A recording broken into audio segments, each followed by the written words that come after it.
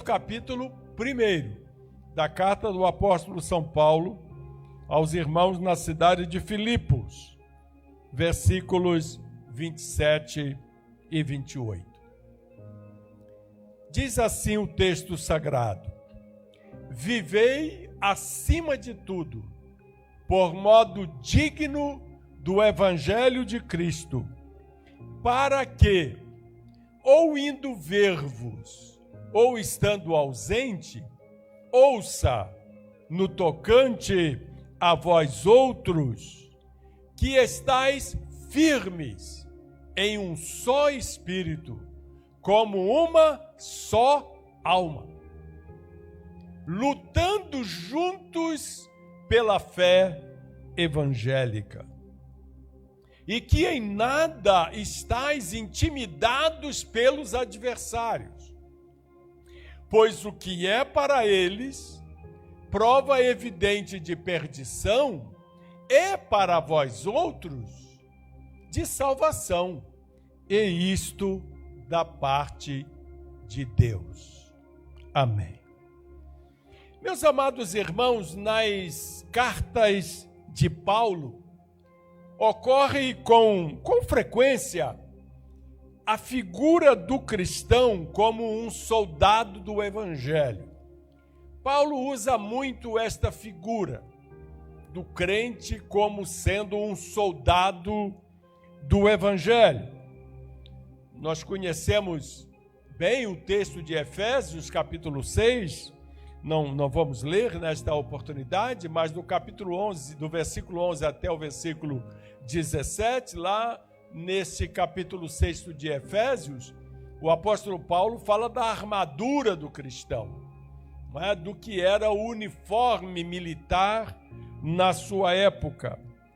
Então, enquanto em Efésios, capítulo 6, o apóstolo fala da armadura espiritual do soldado cristão, nós vamos encontrar ele falando na sua segunda carta a Timóteo, capítulo 2, versículos 3 e 4, ele usando a figura do soldado para assinalar a fidelidade incondicional que se espera do cristão, principalmente quando o Senhor o tem chamado para uma tarefa específica. Na passagem que lemos em Filipenses, no primeiro capítulo, versículos 27 e 28, nós encontramos aqui, irmãos, 4 posturas que o cristão deve assumir no tempo que se chama hoje e que são típicas dos bons soldados. Se eu fosse dar um tema para esta reflexão bíblica, eu diria que o tema seria o cristão, um soldado do Evangelho. Cada um de nós, nesta noite, tanto os que estão aqui presentes em nosso templo, quanto aqueles que nos acompanham pelas redes sociais, possam ter esta consciência: como cristão, eu sou um soldado do Evangelho. Então, irmãos, vamos meditar no que Paulo nos ensina nesses 2 versículos a respeito de 4 posturas que nós precisamos assumir hoje e que são posturas típicas dos bons soldados. A primeira delas está no versículo 27, a primeira parte do versículo 27 que nós lemos ainda há pouco, onde Paulo diz assim: vivei acima de tudo por modo digno do Evangelho de Cristo. Vou repetir: vivei acima de tudo por modo digno do Evangelho de Cristo. O que Paulo está dizendo, irmãos, nesta primeira parte do versículo 27, é que, como bom soldado de Cristo, nós precisamos ter uma boa conduta. A boa conduta é uma postura que não pode estar ausente na vida do verdadeiro cristão, que é um soldado do Evangelho. Vivei, acima de tudo, por modo digno do Evangelho de Cristo. Portanto, meus queridos irmãos, queridas irmãs, a boa conduta é o primeiro requisito para o cristão ser um bom soldado de Cristo no tempo que se chama hoje.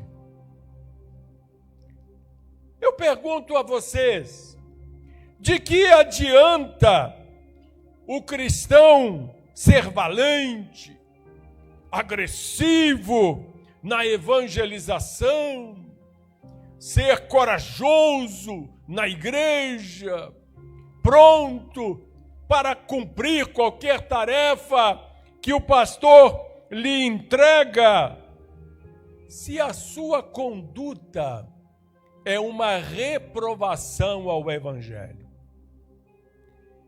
Por isso, irmãos, espera-se de todo soldado que honre o seu país. Nós temos alguns militares em nossa igreja e eles têm esta formação militar de honrar o seu país. Assim também deve ser com o cristão. Espera-se que a sua conduta honre a causa de Deus. Eu gostaria ainda de dizer a respeito da boa conduta que a obra de Deus tem sofrido muito por causa do mau testemunho de alguns cristãos que não estão de acordo com os princípios bíblicos. E aqui eu vou ousar dizer a vocês que as pessoas não estão muito interessadas no que nós cremos. Elas não ligam muito para a nossa fé como servos e servas do Senhor, mas eles estão de olhos abertos na nossa conduta. Não sabem nada sobre a nossa fé, mas sabem tudo sobre a nossa conduta. Fulano é crente? Crente nada, esse camarada está enganando todo mundo lá na igreja. Compra e não paga, não fala palavrão, não dá bom testemunho na empresa, está sempre dando trabalho lá para o patrão, é irresponsável, é ignorante. Percebe como a conduta do crente é importante? A nossa conduta, irmãos, é o nosso cartão de visita. Hoje em dia já não se usa tanto quanto antigamente o cartão de visita, né? Hoje a gente manda pelo WhatsApp o contato, né? Mas eu sou ainda do tempo que tinha uma caixinha com os cartões de visita. E quando me encontrava com alguém, eu entregava o meu cartão de visita. E ali tinha o meu nome completo, a minha função na empresa, ali tinha o meu telefone e assim por diante. Eu me lembro que uma vez eu estava entrando nos Estados Unidos e a polícia me prendeu. Lá nos Estados Unidos, me levaram para uma salinha, porque um ano antes eu tinha ido no Irã. Vocês sabem que o Irã é um país inimigo dos Estados Unidos, mas lá tem uma igreja muito sofredora, uma igreja perseguida, e a situação dos irmãos lá são tão graves, só para vocês terem uma ideia da situação da igreja no Irã, é que quando você chega lá, e aconteceu comigo, com os meus colegas, nós fomos em 3, cada um levava 25 Bíblias escondidas na bagagem para os irmãos ali, um total de 75 Bíblias em persa, que é a língua dos irmãos. nós fomos revistados e a nossa bagagem passou por um raio-x. Sabe atrás de quê? 3 coisas só que eles procuram: bebida alcoólica, que o muçulmano é proibido, né? Beber, ele não ingere bebidas alcoólicas. A segunda coisa era literatura pornográfica, se tinha alguma revista de mulher nua, coisa desse tipo. E sabe qual era o terceiro item? Bíblia. Olha que coisa. E lá estávamos nós com as Bíblias, escondida na nossa bagagem. Fizemos 5 pacotinhos com 5 Bíblias cada, e espalhamos na mala e tal, enrolamos no meio de roupa e etc. Mas quando a gente viu aquele raio-x, pensamos, estamos presos, né? E quando, lá, no caso lá em Teherã, você fica atrás do funcionário que está olhando a sua bagagem passar no raio-x. Você fica atrás dele, ele está ali sentado, te acompanhando, e aí a gente está olhando para nossas malas passando, e a gente está vendo os pacotinhos de Bíblia lá dentro. 1, 2, 3, 4, ai Jesus, que acabou a minha liberdade. E é interessante que só Gessi sabia onde eu estava, nem meus filhos sabiam onde eu estava, por causa da segurança dos irmãos lá, não é? E mesmo assim eu fiquei 8 dias sem falar com Gessi. Gessi não sabia se eu estava vivo ou não. E aí, quando nós vimos a Bíblia, pensamos assim, pronto, estamos presos. E o cara ainda parou assim para olhar, parou a tela, ficou olhando e liberou a nossa bagagem. Pode levar. Que coisa linda, irmãos.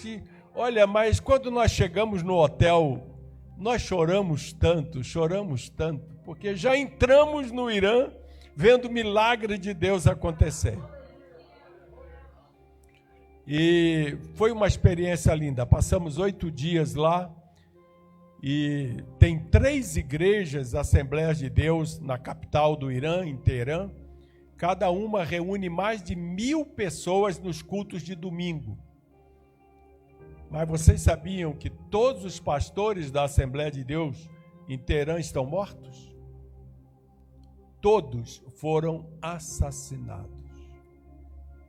É esta, irmãos, a situação da igreja ali naquele país. Muito bem, o Senhor nos concedeu a graça de entregar as Bíblias. Foi uma experiência espiritual muito forte para a nossa vida. E aí, 1 ano depois, eu estou chegando nos Estados Unidos. E aí, quando pegaram o meu passaporte e viram lá que eu tinha entrado no Irã, me prenderam. Sabe como é que foi que eu me soltei? Com cartão de visita. Aí, quando me levaram para uma salinha lá e começaram a me interrogar, eu tirei um cartãozinho de visita e entreguei para o oficial, o oficial militar que estava ali me interrogando. E disse para ele, eu trabalho para uma empresa americana, sou diretor no Brasil da Editora Vida, que é uma editora que pertence à Zondervan, que é uma editora americana, e eu estou aqui a trabalho, vindo aqui trabalhar. O que você foi fazer no Irã? Eu disse, olha, como vocês são cristãos aqui nos Estados Unidos, eu posso até dizer o que eu fui fazer lá. Eu fui levar a Bíblia. Aí eles olharam um para o outro, né, porque é um país que serve ao Senhor. Nos Estados Unidos a maioria são cristãos, e depois de mais ou menos uns 40 minutos ali sendo interrogados, me liberaram, mas o que abriu a porta foi o cartão de visita. Qual é o cartão de visita do crente, irmãos? A sua conduta, o seu testemunho. Como você está vivendo no seu trabalho, na sua escola, na sua família, no seu lar. No seu lar. Tem uma história muito conhecida, eu acredito até que vocês já ouviram, daquele menino que disse para o pai que queria morar na igreja, né? Vocês devem conhecer essa história. Porque na igreja o pai era muito bonzinho, mas em casa era era terrível, né? Brigava com a mãe, como é que se diz? Agredia a mãe. E o filho falou: papai, vamos morar na igreja porque lá o senhor é tão bonzinho. Não é? Então, a nossa boa conduta tem que ser no lar também, junto aos nossos filhos também. Se o telefone toca para te chamar e quando você descobre quem é que está ligando, você diz para o filho dizer que você não está, pronto.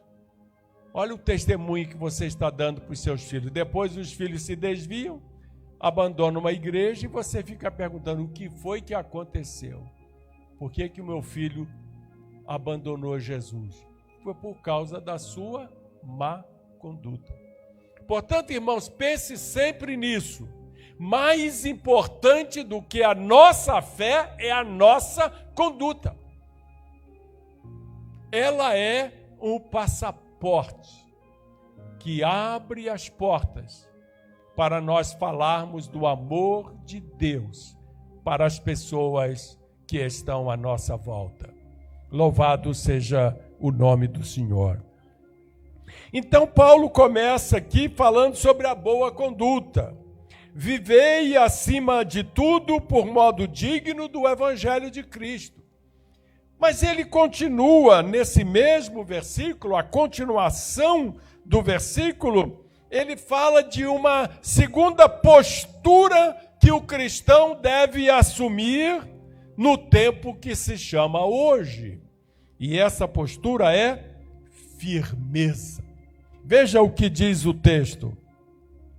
Para que, ou indo ver-vos, ou estando ausente, ouça no tocante a vós outros que estáis firmes em um só espírito, como uma só alma. Que palavra maravilhosa! Indo ver-vos ou não, eu podendo ir aí me encontrar com vocês ou não, presente ou ausente, mas o que eu quero ouvir a respeito de vocês é que vocês estão firmes, em um só espírito, como uma só alma, firmeza espiritual.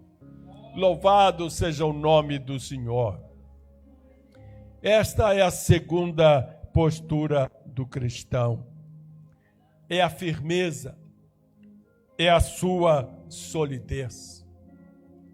Vocês sabem que a firmeza, ela é indispensável em quase tudo na vida.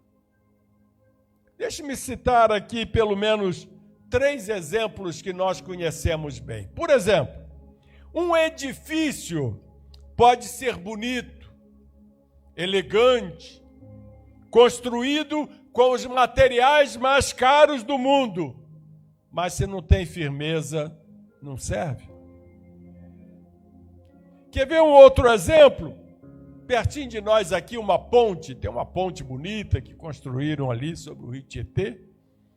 Uma ponte, ela pode unir 2 pontos distantes, pode possuir um desenho arquitetônico moderno, mas se não tem firmeza, não serve. De vez em quando cai umas por aí. Uma linha férrea pode estender-se por quilômetros, unindo cidades, mas se não tem firmeza, não serve.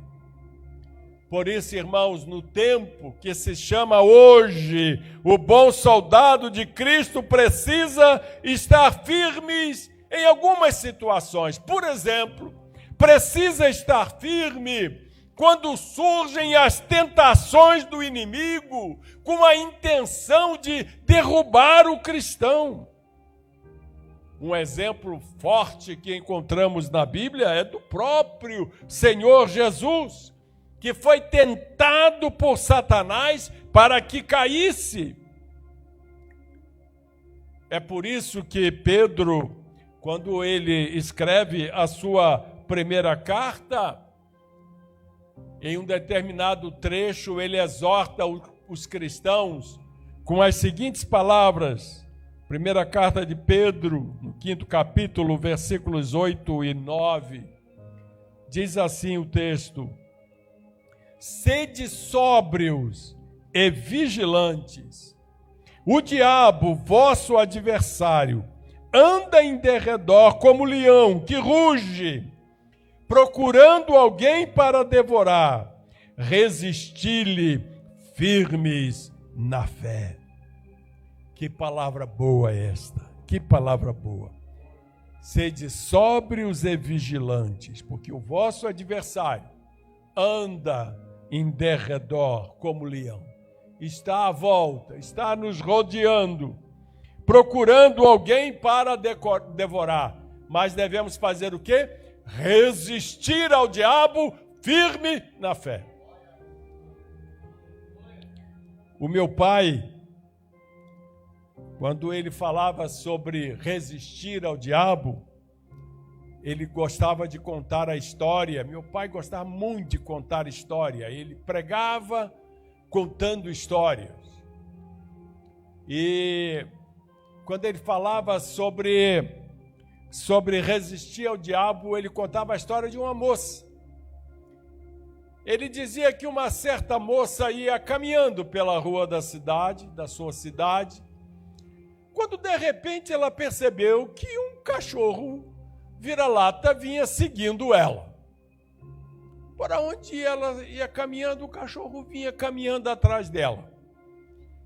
E então o papai contava que esta moça parou e falou assim para o cachorro: sai, cachorro!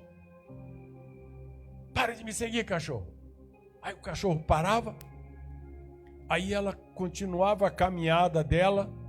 Daqui a pouco, quando ela olhava para trás, ela via o cachorro atrás dela de novo. Aí ela parava: passa fora, cachorro! Vai embora, o que está fazendo atrás de mim? Não tem nada com você. Aí o cachorro parava, ficava um pouquinho distante dela. Daqui a pouco, quando ela olhava, lá vinha o cachorro atrás dela de novo. Aí, na terceira vez que ela parou, ela virou para o cachorro e falou assim: passa fora, seu cachorro! Some daqui! Aí disse que o cachorro colocou o rabo entre as pernas. Caim. Foi embora e deixou a moça. E papai dizia assim: tem crente que trata o diabo assim: sai, diabo. E tenta não, diabo. Eu sou um servo do Senhor, eu sou uma serva do Senhor. E o diabo está ali cutucando, está ali tentando ele. Está ali colocando maus pensamentos nele. Está colocando ideias ruins na cabeça dele. Está colocando laços no caminho dele. E ele está: sai para lá, Satanás, me tenta não. Então, Pedro está dizendo aqui: resiste firme na fé, grita com esse Satanás, expulsa ele, usa a arma poderosa que nós temos, que é o sangue de Jesus. Precisamos usar mais o poder do sangue de Jesus, clamar mais pelo sangue de Jesus. O sangue de Jesus tem poder. Precisamos repetir isso constantemente na nossa caminhada cristã. Quando esse camarada chamado diabo começar a nos perturbar, quando os maus pensamentos vierem à nossa mente, sangue de Jesus tem poder. Eu repreendo esses pensamentos maus pelo poder do sangue de Jesus. Quando os nossos olhos começarem a contemplar coisas que não são agradáveis a Deus, sangue de Jesus tem poder. Purifica meus olhos, Senhor. Quando os nossos passos nos dirigir por caminhos tortuosos, sangue de Jesus tem poder. Livra-me, Senhor, dos maus caminhos. Livra-me, Senhor, dos maus conselhos, dos ímpios. Aleluia. Louvado seja o nome do Senhor.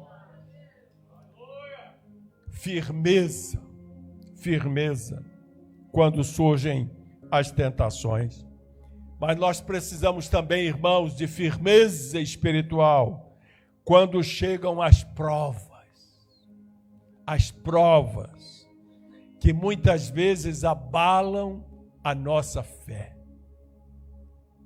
Eu já passei por isso algumas vezes e eu vou dizer uma coisa para vocês: é triste demais Quando você clama, clama, clama e a resposta não vem.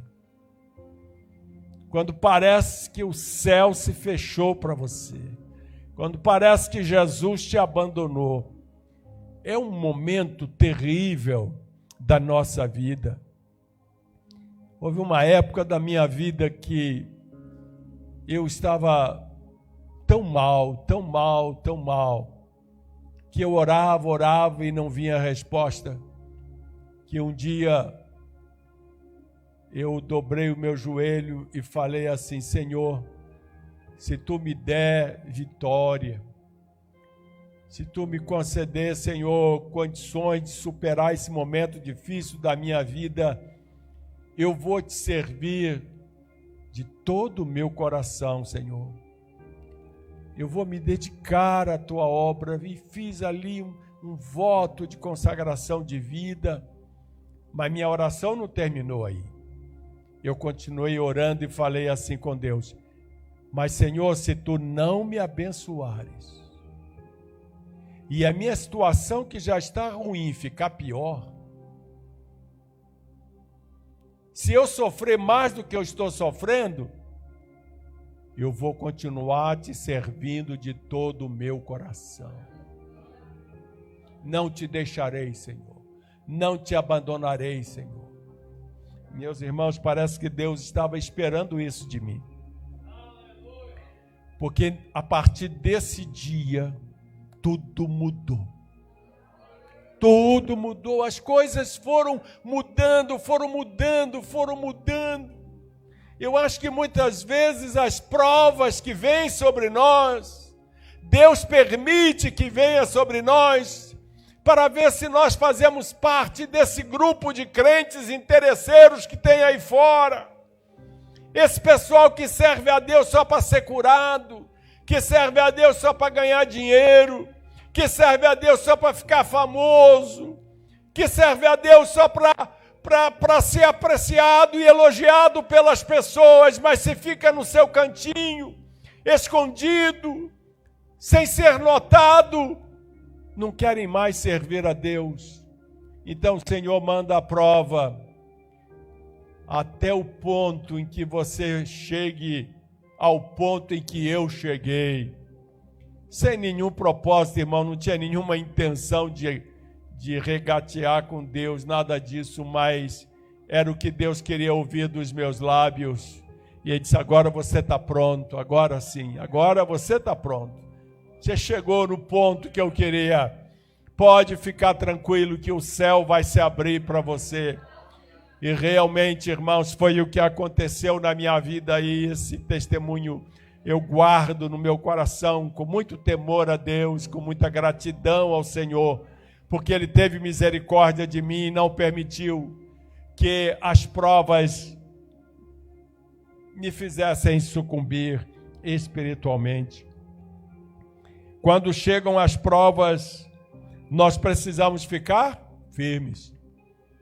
Em Atos capítulo 20, versículo 23, Paulo disse a respeito de si mesmo: somente sei o que o Espírito Santo de cidade em cidade me assegura, que me esperam cadeias e tribulações. Olha só o que o Espírito Santo revelava a Paulo. Paulo, vem bênção para você? Não era isso que o Espírito Santo revelava, não. E ele está confessando aqui. A única coisa que eu sei é que o Espírito Santo, por onde eu vou passando, ele me assegura que o que me espera pela frente são cadeias e tribulações. Interessante que quando Paulo confirmou o ânimo das igrejas, quando ele volta para visitar as igrejas de Listra, de Icônio e de Antioquia da Psídia. Vocês sabem que há duas Antioquias, no livro de Atos. Tem a Antioquia da Síria, que é onde estava Barnabé, onde Paulo foi discipulado, onde estava a igreja que enviou Paulo para o campo missionário, a Antioquia da Síria. Mas mais adiante, no sul da Ásia, tinha uma cidade chamada Antioquia da Psídia. E é essa que Paulo menciona aqui em Atos 14, 22. Ele confirma que os irmãos estavam firmes, estavam animados para servir ao Senhor. E ele então escreve, irmãos, essas palavras que ecoam hoje em nossos corações. Olha o que ele disse: através de muitas tribulações, nos importa entrar no reino de Deus. Através de muitas tribulações, nos importa entrar no reino de Deus. E no versículo 29 de Filipenses 1, que eu não li no início, ele diz que ser cristão implica padecimentos. Paulo diz assim: porque vos foi concedida a graça de padecerdes por Cristo e não somente de crerdes nele. Tem gente que pensa que ser crente é crer em Jesus e está encerrado. Paulo diz: não, vocês têm uma graça maior.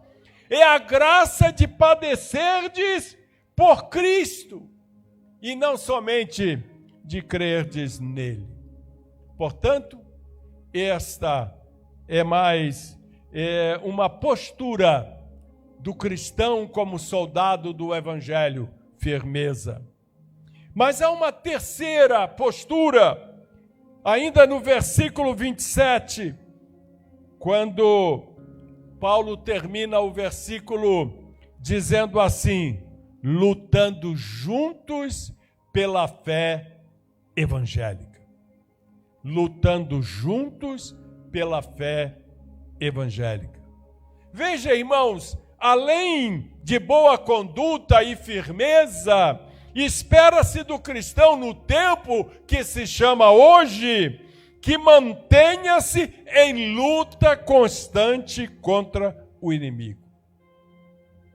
E aqui deixe-me fazer um rápido comentário para vocês.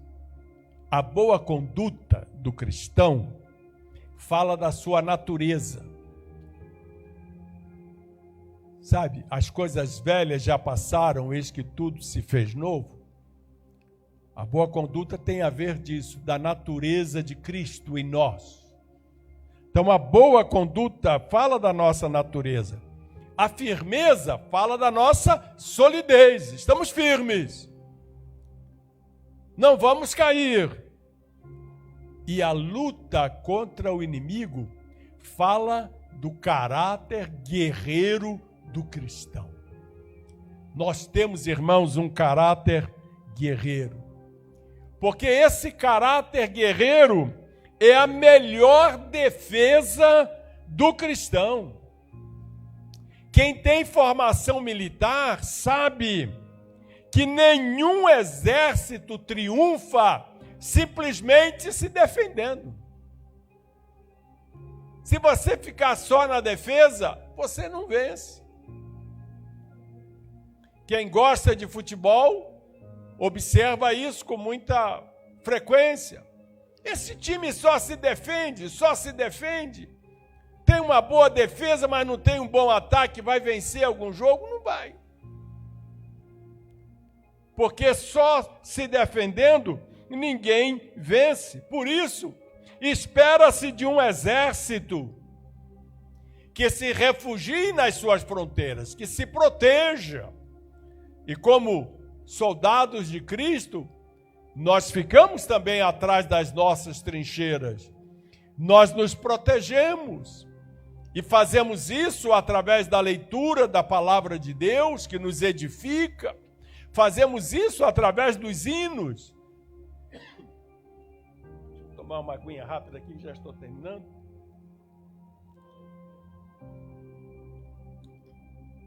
Lá em casa eu gosto demais quando Gessi coloca os hinos dela lá para tocar. E ela gosta de colocar alto. E daqui a pouco ela está cantando junto. E vai cantando junto os hinos. Eu vou só recebendo, né? Só recebendo lá no meu cantinho, ela no cantinho dela, lá tocando as músicas que ela gosta, as canções que ela gosta de ouvir, e ela canta junto. Daqui a pouco eu vejo Gessi dando glória a Deus, daqui a pouco Gessi está falando língua estranha, daqui a pouco Gessi está orando. É assim que essa é a nossa trincheira, a gente se esconde, não é? Nós ouvimos algumas canções esta noite que são verdadeiras trincheiras. Deus fala conosco, irmãos, através da música, através das canções, através dos hinos, das letras dos hinos, através da sua palavra e através da oração. A oração não pode faltar. Mas para terminar, por último, além da boa conduta, da firmeza e do combate, Paulo fala no versículo 28 de ousadia. Olha o que ele diz: e que em nada estais intimidados pelos adversários. Está aí no monitor. E que em nada estais intimidados pelos adversários. Irmãos, um exemplo de como o inimigo procura intimidar o Filho de Deus, a Filha de Deus, nos dias de hoje, foi a experiência de Pedro e João depois da cura dos paralíticos. Vocês se lembram? Cura do paralítico lá na Porta Formosa.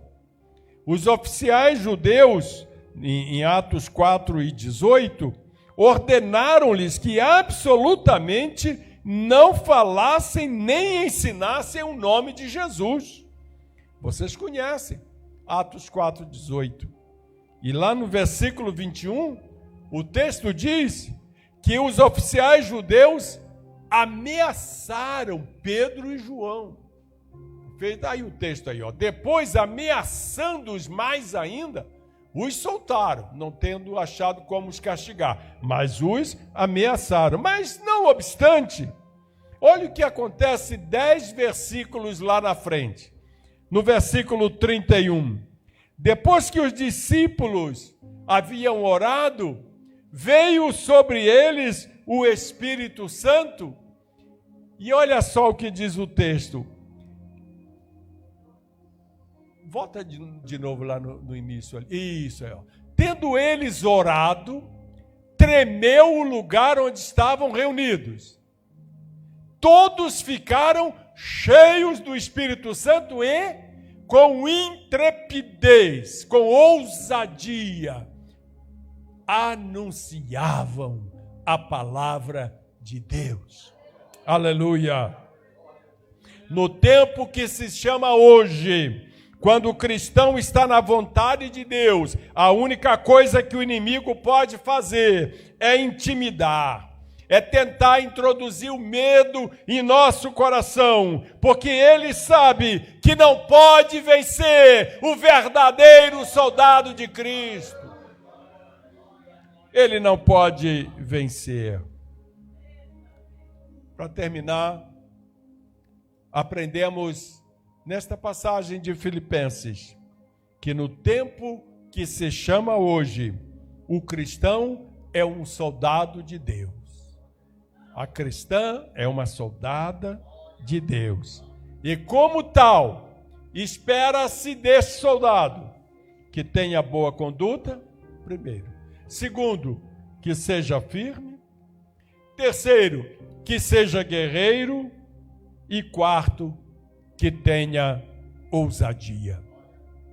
E eu termino perguntando a vocês: nós temos estas 4 qualidades?